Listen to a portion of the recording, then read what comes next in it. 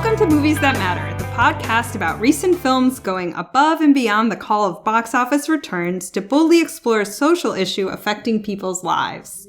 I'm Nicole Finari. I'm Stacy Moore. And with us today is... Sari Houston. And this week we're going to overanalyze Get Out. So the plot summary for Get Out. Now that Chris and his girlfriend Rose have reached the meet the parents milestone of dating, she invites him for a weekend getaway upstate with Missy and Dean. At first, Chris reads the family's over-accommodating behavior as nervous attempts to deal with their daughter's interracial relationship. But as the weekend progresses, a series of increasingly disturbing discoveries lead him to a truth that he could never have imagined. All right, Sari, you're the guest. Kick us off. What did you think of Get Out? Whoa. I was hesitant because I'm not a huge scary horror movie fan. So I think that gave me slight pause. But I think the whole plot and hearing a little bit more about just kind of the rave reviews had me super interested. And so I will have to admit, I brought a friend just for the, peeking over somebody's shoulder or grabbing their hand. Going into it, it certainly played well. The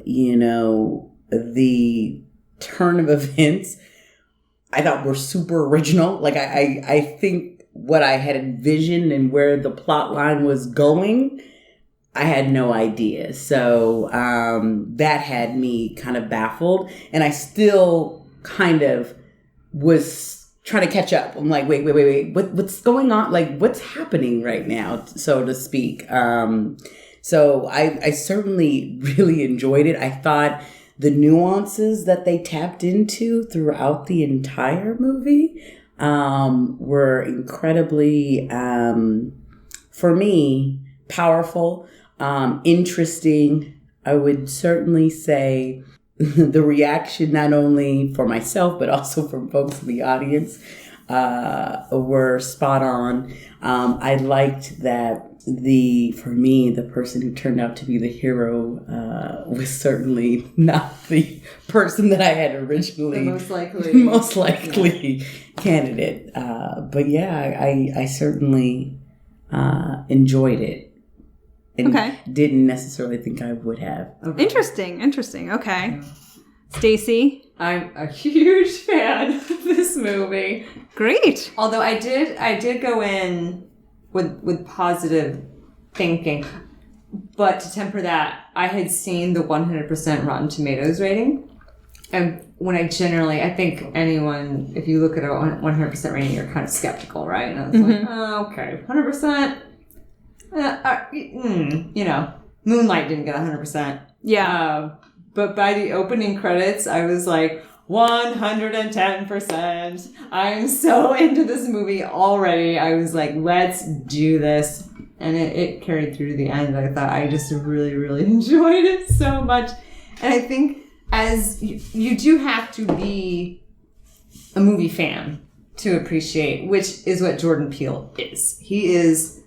even if there were no social messages in this movie, he is a guy who will take a genre and just play with it and show you and use the tropes to get his jokes across, get his messages across. He is first and foremost a movie geek. Yeah, he's a huge horror movie fan. I heard his interview on the Nerdist podcast before I saw it. So I will actually play the contrarian on this one. So given all the hype and the 100% Rotten Tomatoes, I went in preparing to love it. And I came out like, eh. And actually the people I saw it with were like, well, it was enjoyable. Mm-hmm. But, I just thought the whole second half of the movie completely lost me. I felt like if you've seen The Stepford Wives... you knew what was going to happen. Generally, that was telegraphed far in advance. And I think one of the dangers about horror movies is that the less you can show what the scary thing is, the scarier it is.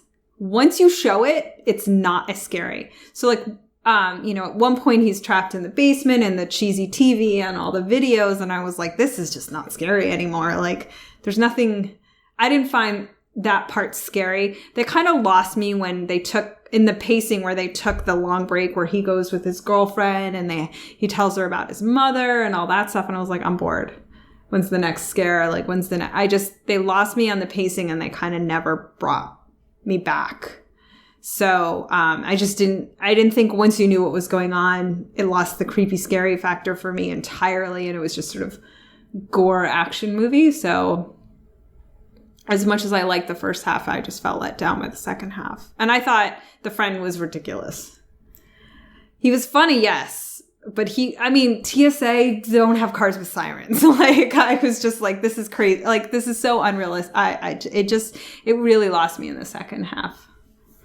I would certainly say that the pacing of it was slower, but I will admit that the slower pacing helped me only because if it would have been too much, too fast, I think I wouldn't have paid much attention because I don't like a lot of, you know what I mean, kind of like the kind of, the horror music and then the quick, you know what I mean, right. Panning over to something, right. Like, yeah. You know what I mean, just like the random, like, whoa, what's going on? The shrieking violence. The randomness. But I think the other side of it too is I like the commentary, and the take for me, especially, the viewpoint of just taking another look at it. And especially from the vantage point of kind of flipping the script. And so having, even like, I know you're saying the friend being just kind of like, maybe over the top.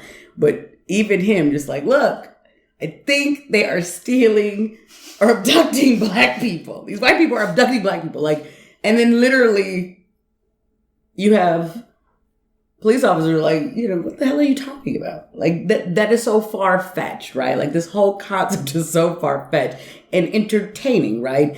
And purely comical, when in actuality, that's the horror of it, which I think was funny to me as a black person. Is like, that's the comedy. The comedy is there is no feeling of like this could actually be someone or an individual or a group of people that could be in any type of danger. What is the absurdity of like there's white people in the suburbs taking folks? I will body snatching. Slaves, but sex slaves. Yeah, the fixation on that they were sex slaves, I thought was great. Hysterical. I mean, I thought that bit was really funny, but then it just got so far off track. And again, the closer you hew to reality, I think that's what makes Stephen King such a master of horror, is because oftentimes, with things like Misery, like it hews so close to reality that you could see it happening to you, and that's what makes it terrifying. And okay, sure, I don't think I'm going to be abducted by a bunch of white people and turned into a sex slave, but I think it got silly to me. I thought what was interesting in particular, especially for friends who are in interracial relationships, and in particular talking with folks specifically about the dynamics of dealing with some of the cultural differences. It was a take on balancing between two different worlds. I was like, oh, so this is the shtick. So you're going to the city, you're picking up folks. The connection even between, which I think was the brother who got the original guy from the beginning. You know what I mean? Like, so we're going and capturing folks. How creepy was that song? That song was creepy. Yeah, that was great, but I felt like the brother was in a different movie entirely. You did. He had a weird accent compared to the whole rest of the family. I was like, why did he have a different accent? Like, he was on a whole different. I was like, he was seriously on some other ish. He was committed to a whole different level. Yeah, and I was just like, this is awkward because it's pulling me out again. It's like it's taking me out of like being really into the scariness of the movie because I'm like, what is going on with this dude? Brother, man. Did you feel like there's overlaying of different movies happening within one movie? Like you were just kind of like, what is he in? What is all going on? Type of thing. Yeah, it was awkward.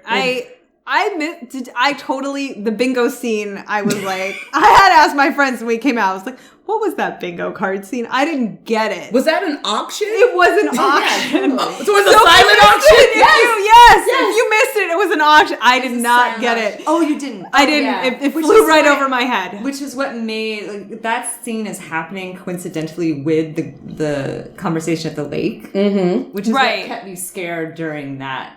Well, maybe that's where the pacing lost me because I didn't have a clue what was going on. Like, they were selling him. Yes. They were selling him, but then then I literally was like, the reason I didn't have a clue what was going on is because it seemed like he was so specifically picked out for that person. Yeah. So then why were they auctioning? Do you know what I mean? Yeah. Like, it did crack me up that the blind guy could see his fingers. You see how many fingers he was holding up? Yeah, good point. I was like, no, I thought the guy behind him, his handler was doing something to him. Maybe. I think was kind of like, I think he was kind of like, higher or tapping him or something, to be fair. Gotcha. Okay. I'll take that back. Yeah, I mean, it went over my head. And I honestly, like, I don't know if this is, the girlfriend, I really wanted to believe in their relationship. They had great chemistry, and I really wanted Rose. I really wanted her to be like, what the hell, and have no idea that it was her family. Advocate. I know.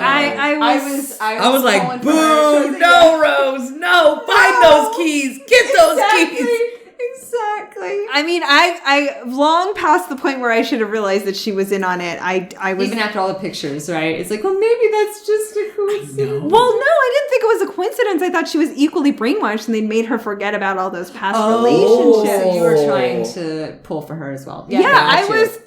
I thought they sold us on the relationship really well. And that was to me, that was also the scary part, right? Like, I thought on a deeper level, like, that's some deep-ish, like, straight up, like, that's horror, right? Yeah. Like, not the, quick panning and running around. Like, it was just like, like, the moment that kind of, because even when it was transpired, like, things were kind of moving, I was like, I have a feeling. You know what I mean? Like, how you have a feeling, but you're like, no. Let me suppress that. Let me push that back. Yeah, that was me. I was like, denial. Like, you know what I mean? I'm being... Which is what you would do, right, in that situation. Like, where she's supportive enough that when she gaslights him, it's that much more disturbing. Very much. I mean, the whole scene where... she's rooting through her bag, looking for the keys, and he's like, Rose, keys, Rose. Like, that was my favorite scene in the movie. Like, the tension was high, and I was freaking out. Yeah. And then she just, like, and Allison Williams, credit to her, did a great job, where she just pauses, and she's like, I can't show you. I know. Like, I can't give you the keys. In that moment, you're like, I was hoping that there was audience reaction. Yeah. Oh, my audience reaction was throughout. My audience was so into it. Yeah. Now, I will ask this. So I would agree with you that there was a slow pace, but then at some point it seemed like the pace picked up to a point that I couldn't follow. So I would say that at some point I missed some of the connections between, like, the, transferring of people and, like, you know what I mean? So then it seemed like I was like, so what are we doing? Like, I felt like we moved slightly slower, you know what I mean, with the actual storyline. And then I don't know if I kind of got lost a little bit. So I even got a little lost with the switching of folks. Because I would agree with you. Like, if the guy knew that he wanted the eyes, right? Like, so it's video, like, it's not about being black. It's just about, I just want your eyes. That's all I want. I loved that because it brought up to me, like, does it matter if you're racist or not? You're treating someone like trash. And he just really wanted him to know. He's like, I could care less what color you are, but I still want to body snatch you. Yeah. It's like that. He thought he was so much better than everybody else. That character, the blind art dealer, thought he was so much better than everyone else there. It's like, well, you bought somebody. And I thought that was also a very, a poignant commentary. So let there be random white people disappearing. Just disappearing. We are talking about a population for which it's like, even like the TSA guy. This is my homie from Brooklyn. That's not him. Somebody bought him. And they got him. And that's not how we, like, so it's just this, I think that's also the commentary, which is this is purely, a population for which we can, is maybe I don't know, slightly invisible or not seen or okay to disappear and fall. Yeah, I mean, I definitely thought this was like part of them body snatching black people was because they didn't mind as much because they were black, right? They were less than people, so it was okay. But I did think, to your point about the confusion, again, something that was mishandled in the movie was that who teaches their own mother like a servant in their house, right? Like if those people were supposed to be the grandparents, they were somebody's parents, either the husbands or the wives. Yeah. Well, I am pretty sure it was the father's parents, and I did think it was funny that the mother, Missy, spoke so like acerbically towards her mother-in-law. Like she was like, "Really, Georgina? Why don't you go take a nap?" Like she was so mean to her, and it's because it was her mother-in-law. And we talked about that. I talked about that too, wondering like why that was, and I didn't know if she hates her. She literally hates her. But we were wondering like, so is it because having black people amongst you, like their family, would be weird? So it seems more appropriate to then have servants. Because for instance, you will recall when the gentleman who's mowing the lawn, but I thought it was hilarious because it's like the lawn doesn't need to be mowed. So why was he running at night? Yeah, or chopping wood. Do old people do that? No. They do. Which is part of the spookiness.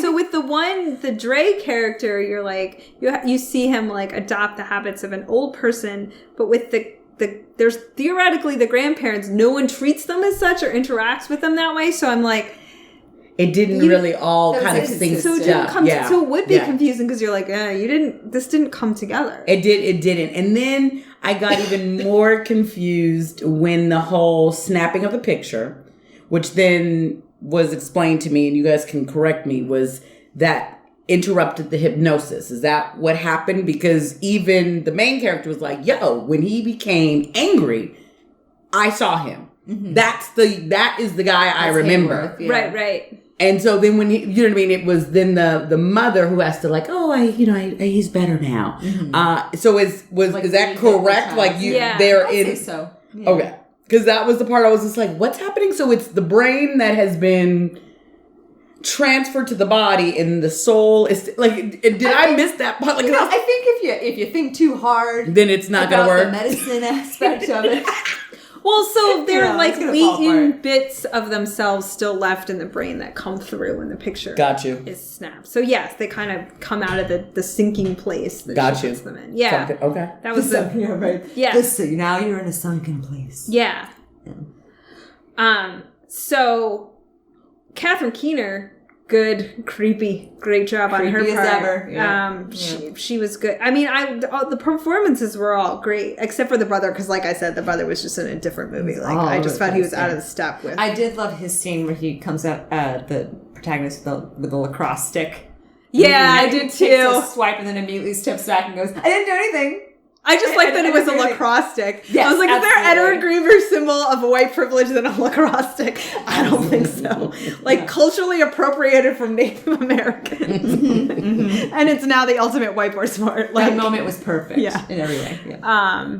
And then, so the one thing, I don't know where I picked this up, but it was some forum somewhere, people talking about lighting and the difficulty oftentimes of lighting Black actors. And, we came out of the movie and one of the people I saw it with was like, it was so nice to be able to see him. Because, like, sometimes it's dark and it's like you can't see the Black people that well. You did see him really well. Yeah, and I was looking to see in the movie if he was sweating a lot, which he was a little bit, because someone had made that point on a forum and somebody else had commented back. If you watch, I think it's In the Heat of the Night, they're like, Sidney Poitier is not sweating bullets just because it's the South and it's hot. He has like massive Klieg lights on him through the whole filming to keep him evenly lit with the white actors. And I was like, so I was kind of looking to see if the actor was sweating a lot, because he probably had a lot of lights on him. I felt like I noticed sweat when there was like kind of like more of the action scene. So I noticed it at the end. You see it a little bit when he's lying in bed. He has some beads. Yeah. And I was like, if that's it. it's technique. Like if that's what you have to do to keep people evenly lit. But I thought that was funny because I was actually looking. If you knew to look for it. Like it blended pretty evenly in. So, anything else on the sort of technical aspects of the movie? I loved the font of the credits matching with the cheesy video at the end. Because at the beginning, I was like, that font is ridiculous. And then it turned out to be taken from the sort of not promotional video, but the sort of orientation video. Yeah. I liked the double message of Get Out. Yeah. That really, it's the character saying, like, you've got to leave, you're in danger, not, and then the message of the movie of, like, he's not welcome there. Right. So it was a great title, great theme. So the movie kind of covers sort of two themes of, white people's defense of their own racism, I guess, white fragility. One is this sort of superhero fetishizing of Black people, right? Like, oh no, you're better off. Your genetics, or what does he say? He said something. With your genetic makeup, you could become a professional UFC fighter. You could be a beast. Oh yeah, that's right. He's like, I'm a beast. Yeah, totally. And like the whole Jesse Owens story. Yeah. Which, if you think about it, like the grandfather never did get over it, did he? Like from that day on, he went, I must one day, inhabit a Black body because they are so superior to me. Which is just, and he was thinking about how like great he was that he recognized that in front of Hitler when really you're just as bad as Hitler if you fetishize a race for being physically superior. That's what Hitler did. So don't pat yourself on the back for thinking that, like, and it's just Jesse Owens. It's not, you don't attribute to every single person in that demographic. It was just Jesse Owens is a really talented athlete. Yeah. Did that resonate with you, the sort of fetishizing in some ways? No, that did not connect with me as much as kind of some of the other pieces. I think what stood out to me was a little bit more of kind of the backlash that I heard a lot of other folks finding the movie racist. They found it offensive. They were. In what way? They just really a lot of white viewers were really kind of taken aback. Just you know what I mean? Because they've said to somebody, "I would have voted for Obama for a third time," and now they're like, "Oh snap, that was me!" Like I think it was a little bit more. I mean, just you know what I mean. The take on snatching Black folk. I mean, just the take on it was like, oh, this is reverse racism. So that was a little bit. Reverse racism. To describe your experience, like So, but I movies that matter strongly takes a stance that reverse racism does not exist. But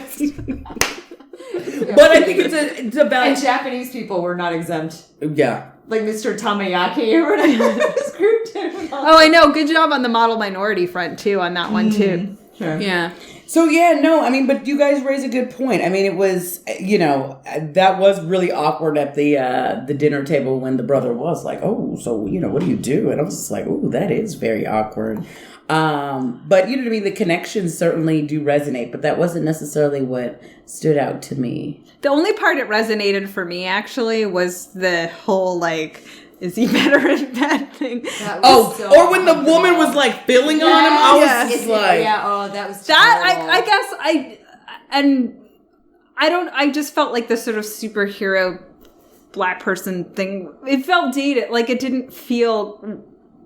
I've never heard someone say that like in my lifetime or experience. Like it didn't land for me where the like, she's one step away from asking like how large he is. Like I was like that I still feel like is very much a part of our culture in terms of stereotyping Black men at least. I do think it comes up in sports a lot where apparently there was a study where sportscasters would, when they were commenting on Black athletes, they would say a lot refer to animals. Or a little, along those lines. Like they would always more refer to their sort of raw talent or physical, like inherent ability. Mm-hmm. And with the white athletes, they would refer more to like their leadership skills or like how well trained they were, or like I don't watch a lot of strategy. Sports. So maybe that's why it doesn't resonate with me. That could be it. Yeah. And it was interesting to me because some of those scenes where it was like, oh, let me fill you up. Let me check you out. I actually, for me, just reminded me a lot more of kind of like slavery auctions. That's what really resonated. Oh, fair enough. Like, it was less about kind of like, wow, superiority, and more of like... checking the merchandise. Oh, yeah. That was exactly what it was. And then when we turned into the bingo or the auction or whatever that turned into, was like, this is modern day. This is, hey, there he goes. Check him out. Like, it was just like, so that's what it... the party. So creepy. Well, when they all drove up in the black, like town cars and stuff, I was like, wow, this seems like a funeral. It did. I was like, what are they all in the FBI? Like, that's like a cop car. Yeah, I was the like black SUV. Yeah, that was the first thing I noticed. And his photo, like his portrait at the auction, looks like a photo at a funeral. Oh, it does. That I did notice. I did too. Good. I did. Good point. Yeah. I didn't think of the car thing that way. Yeah. Though. Yeah. The last thing I want to ask, only because, and I might be overthinking this, who do you think left the door open to the box? Like, what was that about? That was just purely could have been a plot hole. That could have just been, and it may be on purpose. Mm-hmm. It may be on purpose that like. I mean, it could have been Georgina's real person sneaking through, right? I like that idea. And that's what we were thinking too. Like a little of that going. And that's what we're talking about. Like that little bit of the soul or. Like in a moment of clarity. Trying to leave him. And like the box was so like obviously placed. Yeah. Yeah. So this was something I saw a couple comment threads on. And I definitely had a very fixed view of this in the movie too. Back to the sexuality thing. So when the girlfriend at the end is like, what does she Google search like NCAA athletes or whatever? And everyone was like, was she picking out the next guy? I'm like, that's not what I thought she was doing. Like, cause like, how is she going to find these guys? Like, that's unrealistic. I was like, I thought she just, that was what she liked. Like, I definitely thought it was a porn search. Like, I didn't. It was her like selecting her next victim. Like, so I don't know. Selecting. I was like, I totally was like, yeah. Well, I was thinking because if we're doing the NCAA or whatever, maybe she's kicking up her game. But then March Madness. I mean, it was released. Like, how is she gonna find these guys? Hey, please, come on! Like, don't underestimate. She goes to the city. She was like, "Why not?" I just thought that's what she was doing in her private time. with her Fruit Loops and her milk. Yeah. Yes, I love that giant glass of milk. It was fabulous. And she with a straw. A black straw. I love the straw. It was a black straw. Oh, that's what she's more comfortable with. I'm saying. Stick with what you know. That's not an accident. I'm sorry. No, it wasn't. It was super intentional. That what was even spookier was like, get her, Grandpa. I was like, see, that was crazy. That was crazy. That was. There. I mean, from the social message perspective, like, I don't know, it didn't really land that well for me. What part? What aspect of it? So this is basically a retread of the Stepford Wives, right?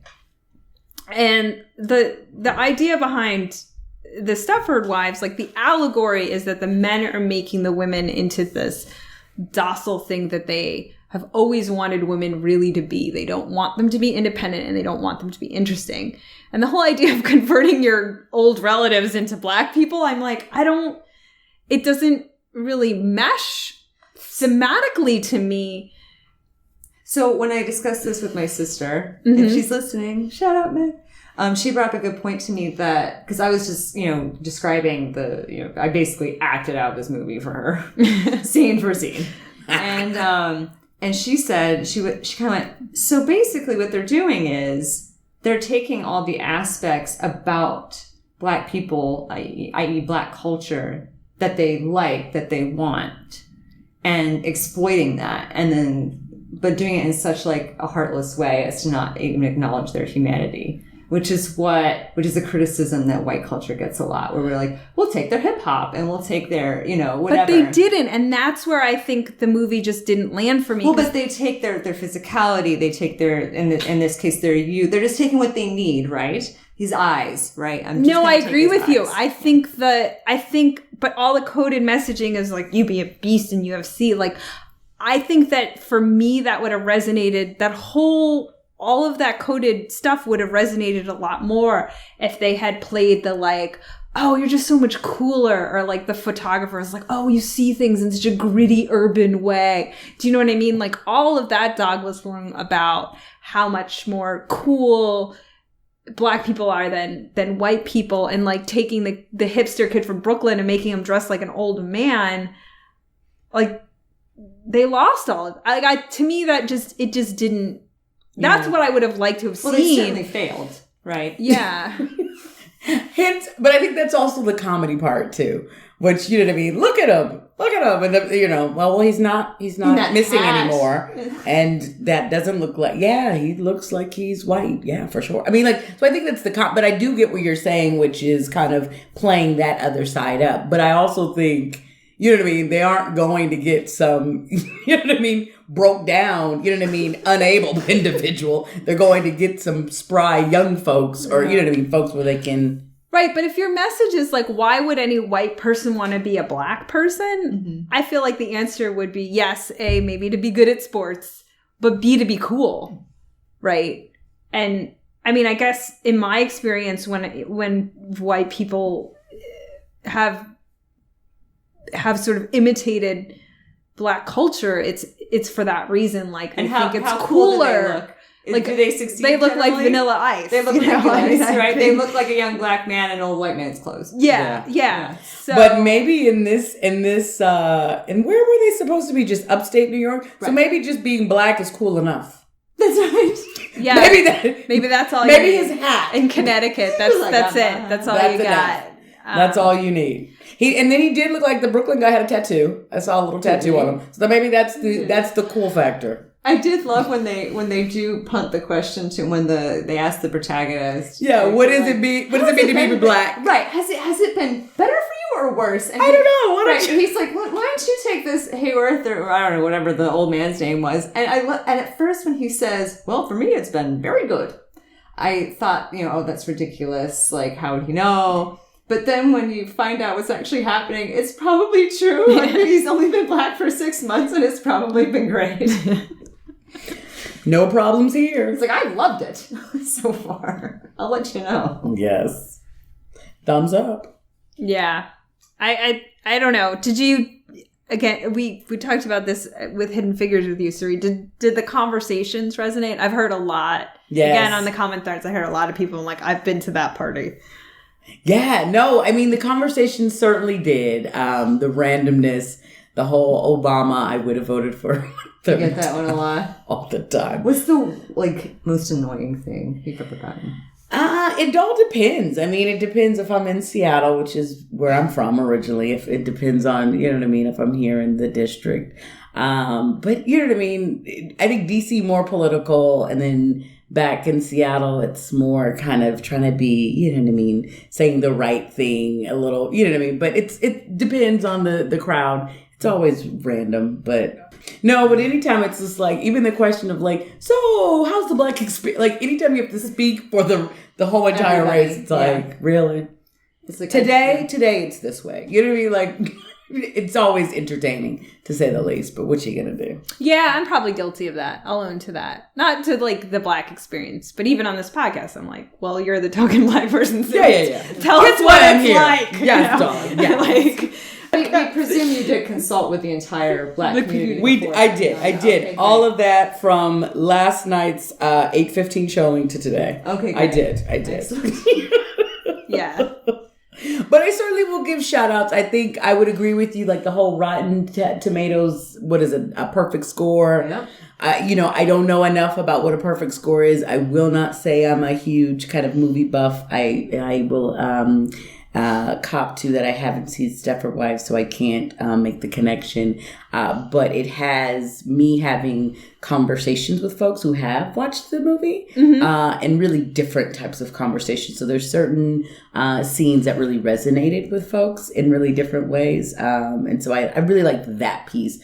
And in particular for me, because I didn't know that about, because did Peele, is he the writer, director? He's the writer and director. Yeah. So I know him more as a comedian. So I didn't know he was a huge, huge horror buff. So, but one of the things that I think that a lot of times comedians don't get enough credit for is that I also think that they're incredibly smart and incredibly deep and in many ways incredibly dark, right? And I think like the movie really, I feel, reflects a lot of that, like these small little nuances that I've enjoyed kind of just engaging with folks on kind of deeper conversations about what it meant to them, what they got from it. So a friend of mine, and I have to give a shout out to Emily, but she's like, we should go back and now watch everybody's reaction. Because that I think is also really interesting, how people react to, you know what I mean, what they're seeing. Well, that's the question for me. And, again, in the whole, you're definitely, you are in Chris's shoes the whole movie, like, which is great. Like, to force audiences to see everything through his eyes is great. But I do wonder how much any of this penetrates in the white community. Like, did people see themselves, or they're like, no, I'm not that bad? You know what I mean? Like, I don't know. Maybe you'll catch yourself the next time you talk about Obama to a black. People's faces were cringy. Were they? They were cringy. But they were like, that person's bad, but I'm not that. I don't know. And I think it was interesting too. I don't know your audience, but I would say one of the things that even Emily brought up, which is like, so the audience, the diversity of the audience, I would certainly say that the audience for when I went was predominantly Black. And so when there were things that were transpiring, and more kind of at the end, so when there was kind of like the main character is trying to get the hell out, right? Yeah. And there is this kind of like, I've got to beat some people down to get out. There is this roar of the crowd, which is like, yeah, like, so so even, my white friend Emily is like, look, that's a different way of experiencing a movie, right? So we're not traditionally watching a Black person who is now seen as the person who is maybe not necessarily the hero, but the person who is now the victim, who now has to break out of the scenario where who is coming after him, and there's white people. So I'm like, oh, I never thought about, like, so in my mind, you hear people like, stop on him, stop, like, you know what I mean? I think I was even like, I think it is really, and I don't want us to go I don't want us to stop this episode without like pointing out that the horror genre is absolutely integral to the message of the movie, which is all the tropes of Black people in horror movies, right? They're always the first to go. I mean, that's such an inside, not even an inside joke. It's just such a joke now in pop culture, is that the Black guy always goes first. And in this case, it's like, no, like the Black guy he's the almost the quote unquote last woman of this particular horror movie. It's not just a big boob white girl this time. It is the Black guy, and he is the last one standing. And even just the choice of the horror genre, right? Normally, horror movies they always use these weird, crazy situations that would never happen, or maybe they happened once in Texas. But like the whole message, using all the like the tried and true like tropes of the horror genre, it basically gets that message home that for a lot of people, for a lot of Black people in this country, it is scary to be here. Yeah. It is their whole life is a horror movie where they are just walking around thinking, is that guy going to kill me? Yeah. I can't walk around at night. If a car drives past me, I maybe need to duck somewhere because I don't know what's going to happen to me. And that is something that I think white people we don't get. Like, some women might understand that, but for the most part, we aren't scared all the time that if a cop pulls us over, we may not walk away from this. And that's so important. And I think I love your reading of like Jordan Peele as a comedian that can be, you know, he uses his comedian background to bring his smarts and his darkness because he can get at that. Yeah. And that's what he does with this movie. No, I applaud that point, actually. You're completely right, Stacey. And I think that's something that is underappreciated, which is that, you know, many people have told me, like, you know, I have a coworker who told me, like, in a Brooks Brothers suit, carrying a briefcase, walking home, sun still out, from the metro, he had a woman, like, cross the street in his suburban neighborhood, you know, when she saw him coming. So it's like, how much time and attention that white people spend being afraid of black people, how much they don't consider how afraid of white people black people are. Because it's like, yeah, we're the ones shooting kids in the street, to be honest. Like, swinging a lacrosse stick and saying, I didn't do anything. Yeah, we're the George Zimmermans of the world, right? Yeah. I mean, so I agree with you, like, just being able to put the audience in the shoes of somebody who's like, nothing's happened yet. I'm just in kind of a weird, creepy situation, and I'm completely terrified because I'm so fish out of water. So I agree. I think that is something that the movie really does a good job with. Yeah.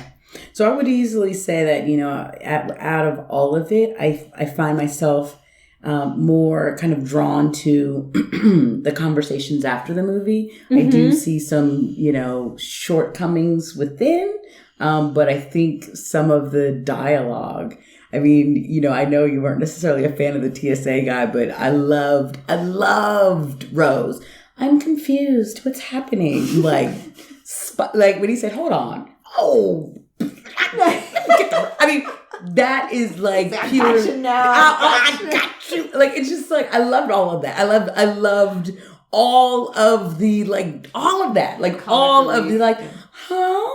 What do you mean? You know you like, I mean, it's just like all of that. I just think, and especially just all of the, I just, that so was. What does Rose mean? What does Rose mean? Like, what does she represent? Yeah. I've seen her listed as kind of like, at least in the beginning, she's the ideal white girlfriend, but she gaslights him so much. So is she like that white friend that's like, you know, that you can't really trust. Right. She on the front is supportive, but I think Rose has many layers to her. I think Rose is a very multifaceted, powerful. I mean, I thought I was like, Rose was something else. And I think from a perspective of like, I mean, you know what I mean? I was sitting with my friend and I just kind of looked at her and she's just like, oh God. I was, you know what I mean? Like, Rose is, you know what I mean? And my friend even said, she was just like, look, I can't even look at a black man for the next week. This movie has me like, I need to take a hiatus. And I was like, I hear you. But Rose to me represents so many different, I think, you know what I mean, traits that I think are very common. And we could say all of those things can be common of anybody, but I think there's a level of privilege, right? That Rose gets to be in many ways. What's happening? You know what I mean? Like, there's several other people of color who can, you know, do those things, but to be able to... So selectively naive. Girl, of course. I mean, even when TSA guy was able to be like, oh, hold on, you know what I mean? You try to play. So those small nuances. I know we're, you know, wrapping up, but I think there was just so many little gems that I think Peele did a fabulous job with. I agree. And I think, again, I mean, part of why I read the whole the NCA scene as Rose, like, looking for porn was, like, I do think that she had those layers of, like, she is attracted, she's able to sleep with this guy. I mean, they've dating for that long, you know, and so I do think that she's a great character because she's complex. She's strong, she's manipulative, so she's sort of like this white person who's been raised a certain way, but maybe pieces of respect peek out. I certainly would say, without a doubt, I was totally intrigued by Rose. Yeah, I mean, but I wanted to know more about Rose. Me and too. I thought was really powerful even at the end. So, like, you know what I mean? The whole kind of... The climactic and then kind of just letting her, you know, like, all right. Because I really do feel like the main character, you know, the her boyfriend or ex at that point, I think there was love. And it was just kind of like, you know, what? And I'm trying to figure out, I did get lost on how many days had transpired. So it's like, is this a weekend? Is this a week? How long has my man been missing at this point? But it's just like... I really wanted to know more, like, and that's the part that really interested me more. So less even about like the horror and all of that, but kind of a little bit more about, which is interesting. So as sort of untied thread at the end of the movie of Rose, she represents a certain complexity, or you know, the white girl's always going to get you in the end. I don't know. Or the white girl's got a trump card. Maybe it's like that. You know what I mean? Like, you know, and when in doubt, you know, you can always play that card. You know, or the house wins or something, you know. Yeah, the house always wins. I do want to thank Jordan Peele for kind of giving us white chicks a clue on how to really earn points with a cute black guy, is to white knight it. Yeah. He's being harassed by a cop. Yeah. Is this cop bothering you? Yeah, I know. Let me take care of that for you, honey. Right. We're good, Stacy. Okay. Important life lesson for us. Exactly. So, we've sort of danced around the topic, but this is the one where, social impact score, or the movies that matter impact score, I think, curious to hear your thoughts. So, re-explaining the scale, 1 is... oh my gosh, this is the worst movie in the world. The social message was terrible and it was also a crappy movie. And then 10 was movies and, you know, certain topics as we know it have changed forever. So, Sari. What would be your impact score? My impact score. But I'd give it a 9. I'd give it a 9 only for the simple fact that you know, I certainly am loving all of the conversations I'm still having. B, I want to have more conversations with people and I'm telling them they have to go see it in order for me to have those conversations. You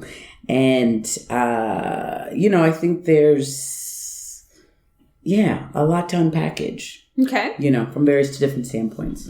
Stacy? I have been thinking an 8. A lot of people saw it. It sold really well. I think Sari mentioned before we recorded that you had trouble even getting in because it was sold out. Sold out, man. It's super entertaining. It's, you know, it really gets its messages across in a smart, entertaining way. You know, and when I come up with these numbers, I try to think like, what's a 10? Is a 10 like a Schindler's List, like a Brokeback Mountain? Mm-hmm. So I'm not sure what a 10 is for me, but I'm going to say 8.